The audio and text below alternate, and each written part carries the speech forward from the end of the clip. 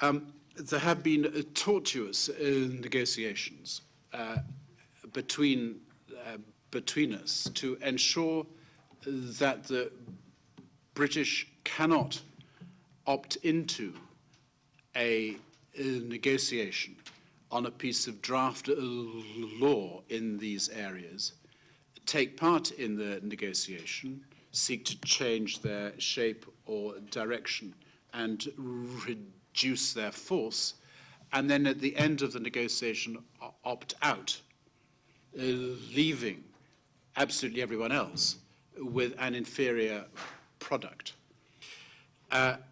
So the Poles have signed up to the opt-out, but they've also glued on to the end of the treaty a declaration saying that they don't really agree with the opt-out with respect to the social dimension of the Charter.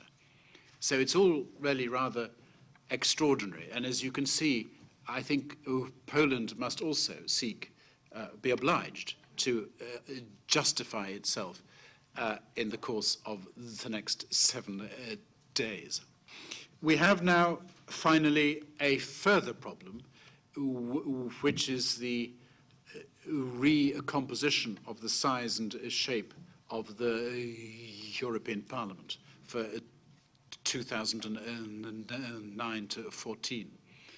The IGC has asked us, to the Parliament, to propose a recomposition of the Parliament which would meet the changed criteria and ceiling and threshold for the Parliament that we have in the Reform Treaty.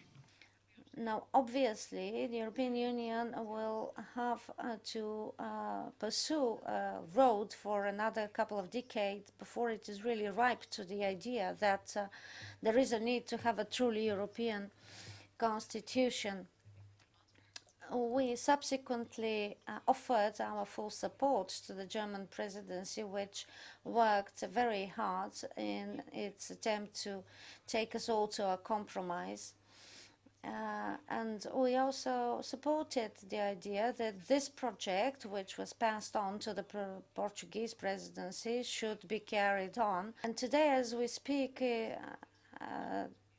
of the EU, with a lot of excitement and saying that the EU must prove its effectiveness and efficiency by taking this project to its completion, we must understand that the debate in the various member states has its differences. And we would have been very happy to see the Charter of Fundamental Rights as part of the treaty, but the reference to it, which was achieved and promulgated, and its promulgation in the official Gazette do give it binding force.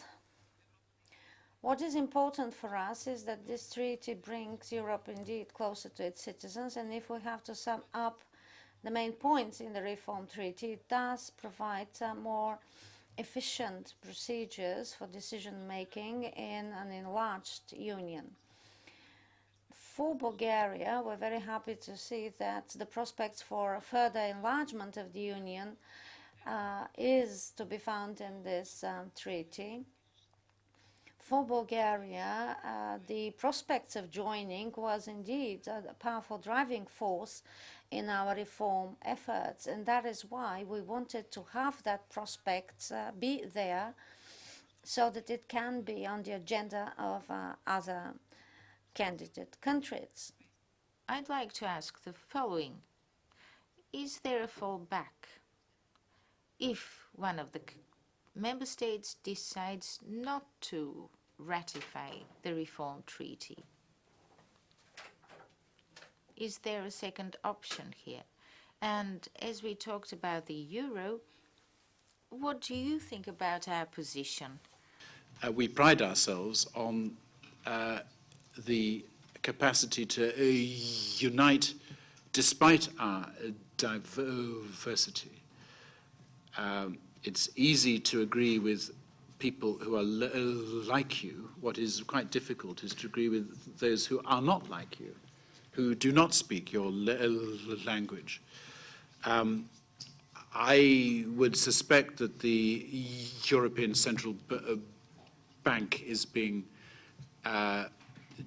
too purist about this question, and that it ought to be possible to reach a sensible political settlement of this dispute.